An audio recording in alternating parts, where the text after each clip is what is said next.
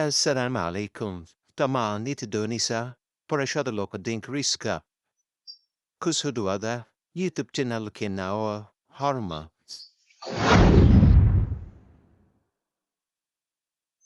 YouTube channelkeena waxaynu soo gelinaa casharada meystiran oo barashada luuqada ingiriiska.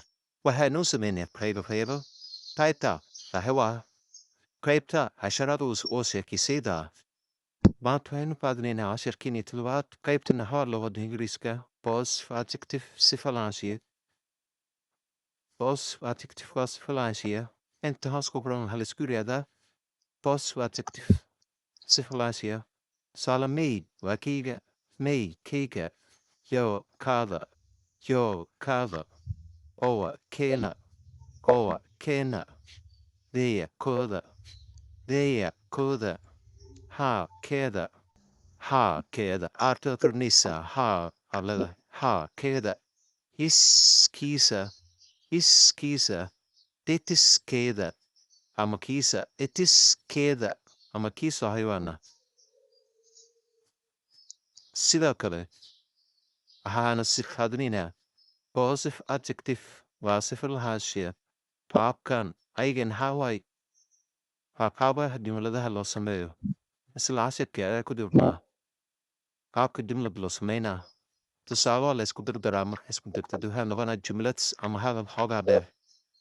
Tusaale may horwarhadkayga, may marka lagu daro name, magac iyo waxaa la isku daray kayga may name waxay noqonaysaa magacayga, magacayga.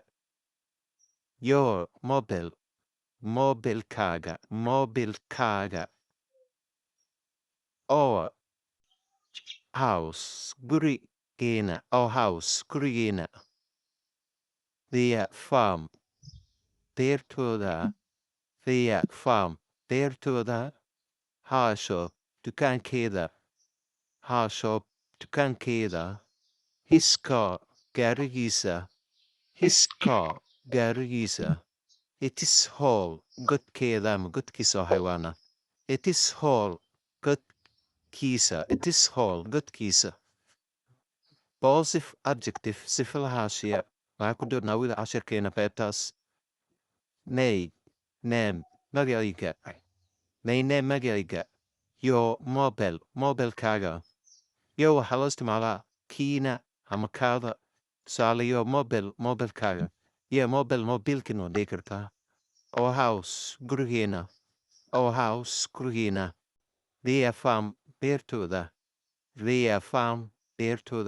Her shop dukaankeeda. His car gaarigiisa. It is hall godkiisa. Qaabka loo sameynaa marka waxaa kaa kusii diraynaa ayay kusii diraynaa ismka lagu daro sida my name magacayga waa Suhayb. Your mobile is good. Mobilkaagu wuu fiican yahay. Your mobile is good. Mobilkaagu wuu fiican yahay.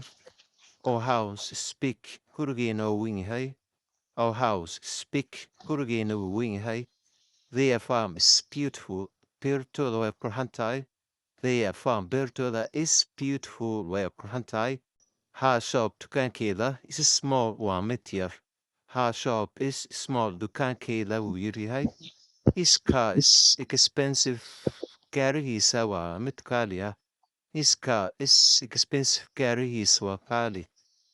It is hall steep. Godkiisa waa mid dheer. It is hall steep. Godkiisa waa mid qoto dheer.